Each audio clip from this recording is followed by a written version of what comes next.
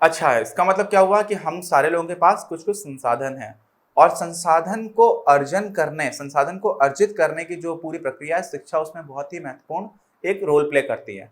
जैसे शिक्षा है, शिक्षा क्या करती है? शिक्षा आपको काबिल बनाती है किसी समाज में कुछ पॉजिटिव कंट्रीब्यूशन के लिए, मतलब कुछ सकारात्मक योगदान दे पाने के लिए, है ना।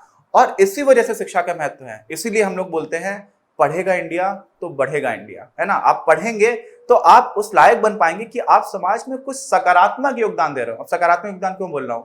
आप योगदान तो नकारात्मक भी दे सकते हैं। जो डाकू हैं, डकैत हैं, या कोई झोला छाप डॉक्टर है जिसको डॉक्टर नहीं है वो, लेकिन वो उल्टी सीधी दवाएं दे रहा है, तो योगदान तो वो भी दे रहा है, लेकिन वो समाज को नीचे गिरा रहा है।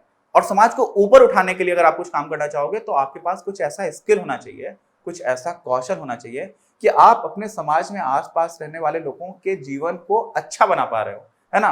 तो इसलिए सकारात्मक योगदान की बात करेंगे, नकारात्मक योगदान की बात नहीं करेंगे। तो सकारात्मक योगदान देने के लिए हमारे पास क्या होना चाहिए? संसाधन। और संसाधन हम किसको बोल रहे हैं? यहाँ पर बार बार मैं संसाधन बोल रहा हूँ, इसको इंग्लिश में बोलते हैं रिसोर्सेस। रिसोर्सेस वो सारी चीजें हैं जिनको हम किसी भी तरह की वस्तु या सेवा को बनाने में प्रयोग करते हैं। अगर आपके पास वो संसाधन नहीं है तो आप वस्तु या सेवा नहीं बना सकते, ठीक है। और किसी भी इकोनॉमी में, किसी भी अर्थव्यवस्था में जितने अच्छे लोगों के पास स्किल्स होंगे, जितने ज्यादा कौशलपूर्ण लोग होंगे, उतना ही ज्यादा अच्छा वहां पर वस्तुओं का और सेवाओं का की अवेलेबिलिटी होगी, उनकी उपलब्धता उतनी अच्छी होगी। और इसी वजह से आम तौर पर, जैसे मान लीजिए आज की स्थिति में एक देश है अमेरिका और एक है पाकिस्तान, ठीक। तो अमेरिका में जो एक आम इंसान रह रहा है उसका जीवन आम तौर पर ज्यादा बेहतर चल रहा है अगर हम इकोनॉमिक टर्म्स में बात करें, ठीक है। क्यों? क्योंकि वहां पर जितने भी लोग हैं उनका कौशल आम तौर पर ज्यादा है, और बाकी संसाधन में कौशल ही नहीं आता है, जमीन भी आती है कि कितनी जमीन उपलब्ध है, उसके बाद से क्या आ जाते हैं? खनिज पदार्थ भी आते हैं। तो जब आप पूरे बड़े स्तर पर संसाधनों की बात करोगे तो ये सारी चीजें भी वहां पर आना स्टार्ट हो जाएंगी, ठीक है। अब क्या हुआ? मेरे पास कोई संसाधन है, लेकिन मेरे पास जो संसाधन है वो मेरी सभी आवश्यकताओं को पूरा करने के लिए पर्याप्त नहीं है।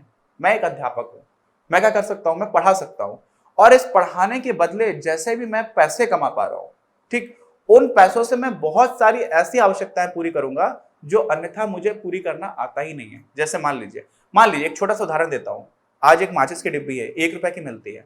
मैं माचिस की डिब्बी बनाने की मेरे पास काबिलियत है ही नहीं, और सोचिए मुझे 1 रुपए में मिल जाती है ना। आज मैं देखता हूँ गांव में भी लोग ट्यूशन पढ़ाते हैं, 200 रुपए या 300 रुपए प्रति माह ले लेते हैं उसके लिए। और वो अध्यापक भी अपना एक चीज दे रहा है जो उसके पास संसाधन है। उसके पास संसाधन क्या है? उसका कौशल है पढ़ाने का। और उस संसाधन के बदले वो 200 माचिस की डिब्बी खरीद सकता है जो शायद वो बना ही ना पाए, कभी ना बना पाए।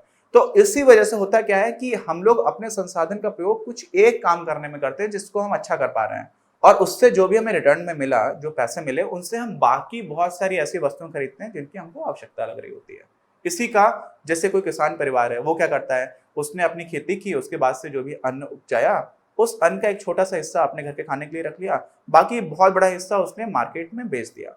मंडियां होती हैं जहां पर जाकर के वो बेच देते हैं। अब क्या होता है? जब मंडी में आपने एक बार वो सामान बेच दिया, उसके बाद आपको मिल गए पैसे।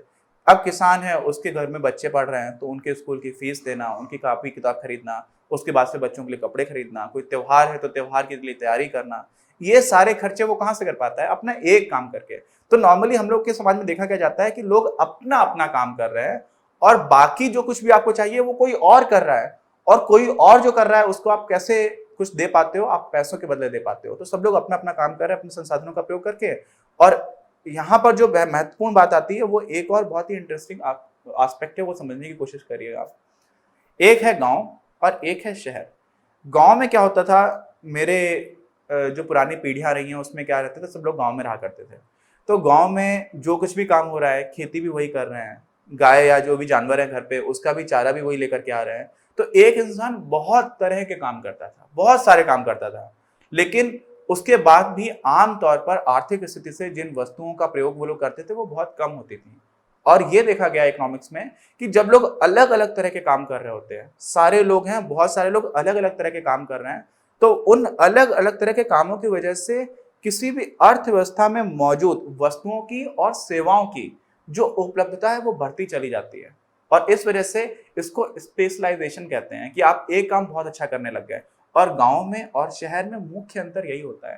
पहला अंतर तो ये है कि शहर उसको कहते हैं जहां पर मुख्य आर्थिक गतिविधि खेती ना हो, ठीक है, या खेती से डायरेक्टली जुड़ी हुई ना हो। और गांव क्या होता है, जहाँ पर मुख्य आर्थिक गतिविधि खेती होती है।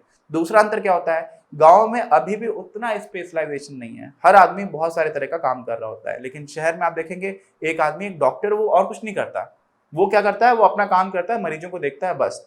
और उसके बाद भी उसकी जो आर्थिक स्थिति है, उसका जीवन यापन का जो स्टैंडर्ड है, वो आमतौर पर अच्छा देखा जाता है। और वो कारण यही है कि स्पेशलाइजेशन किस तरह से रोल प्ले करता है, जिसको हम आगे हम डिटेल में पढ़ेंगे। लेकिन मैंने अभी आपको ये सब बताने की कोशिश की है कि संसाधनों का क्या मतलब है, और हम लोग कुछ भी काम करते हैं तो हम एक तरह का काम करने की कोशिश करते हैं, और उसके बदले बाकी हमारी जितनी आवश्यकताएं हैं उनको हमें, उस काम को करने के बदले में जो पैसा मिलता है उनसे हम खरीदने की कोशिश करते हैं। तो अभी तक हम लोगों ने जो भी बात की है उससे हमें ये समझ में आ गया कि संसाधन किसी भी व्यक्ति के पास सीमित होते हैं और उसकी आवश्यकताएं असीमित होती हैं। सामाजिक स्तर पर भी हमारा यही अजम्पशन आगे बढ़ता रहता है। अजम्पशन क्यों है? क्योंकि हम समाज में सारे लोगों को एक तरह से नहीं मना सकते हैं। कई लोग ऐसा बोलेंगे कि नहीं नहीं मुझे जरूरत ही नहीं है। लेकिन जब हम अर्थव्यवस्था की बात करते हैं तो वहां पर हमें दिखता भी है। आर्थिक पैरामीटर्स की जब बात करते हैं, पैरामीटर्स क्या होते हैं? ऐसे मापक, ऐसे सूचक जिनसे हमें समझ में आ रहा है कि चीजें कैसे चल रही हैं, है ना। तो होता क्या है कि सामाजिक स्तर पर भी जो हमारे पास संसाधन मौजूद है, संसाधन क्या क्या है सामाजिक स्तर पर? जमीन है, जैसे हमारा देश है, मान लीजिए जिसको हम एक अर्थव्यवस्था अगर माने तो हमारे देश की जितनी भी जमीन है वो हमारा संसाधन है। जमीन के बाद हर देश को एक ट्रीटी हुई थी, ट्रीटी मतलब एक समझौता हुआ था वैश्विक स्तर पर, जिसमें जमीन के बाहर का समुद्र का भी काफी हिस्सा जो है वो हर देश को दिया जाता है। वो कितना दिया जाता है जब हम लोग भूगोल पढ़ेंगे तब मैं आपको बताऊंगा, लेकिन अभी उसको छोड़ देते हैं। तो जमीन को छोड़ के अब जमीन में क्या क्या आता है? जमीन में जड़ जंगल हैं, बहुत सारे हर तरह के खनिज पदार्थ हैं, वो सारी चीजें भी आपको मिल रही हैं। साथ में आज के समय पर मैंने आपको पहले भी बताया था, किसी भी देश का जो सबसे मजबूत, सबसे ताकतवर संसाधन है वो वहां के लोग हैं। और लोग अच्छा संसाधन कब होते हैं? जब लोग स्वस्थ हों। बीमार लोग हैं अगर किसी देश के, है ना, वो एक गाना चल रहा है, जिस देश का बचपन भूखा हो उस देश की जवानी क्या होगी। अगर भूखे बच्चे हैं, आज भी हमारे देश में एक होती है ग्लोबल हंगर इंडेक्स, जिसमें बहुत ही बुरी स्थिति है हमारे देश की।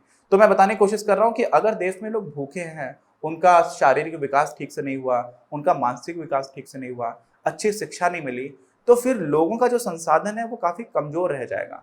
और जिन देश में लोगों को बहुत मजबूत किया जाता है, जहां पर स्वास्थ्य सेवाएं बहुत अच्छी हैं, लोगों को खाने पीने का सामान अच्छे से मिलता है और वहां पर शिक्षा भी अच्छी मिल रही है, वहां के लोग ताकतवर होते हैं। और आज के समय में जो मानव संसाधन है वो किसी भी देश का सबसे मजबूत संसाधन माना जाता है। समझ रहे हैं ना? तो इतना महत्व है। अब ये सारे क्या है, एक सामाजिक रूप से जब आप देखेंगे तो संसाधन है, लेकिन समाज की आवश्यकताएं फिर से अनगिनत हैं। तो यहाँ पर भी समाज की आवश्यकताएं सारी की सारी पूरी नहीं होंगी। समझ रहे हैं ना आप? पूरा क्या होगा, यहाँ पर भी संसाधन कम है, आवश्यकताएं बहुत सारी है। तो अब जो सबसे बड़ा प्रश्न आता है वो ये आता है कि समाज कौन कौन सी आवश्यकताएं पूरी करे। अगर आपको ये वीडियो पसंद आया तो प्लीज इसे अपने दोस्तों के साथ शेयर करें, लाइक करें, आपके अपने चैनल अपनी क्लास को सब्सक्राइब करें और बेल आइकन को प्रेस करना ना भूलें। Thank you very much, have a nice day.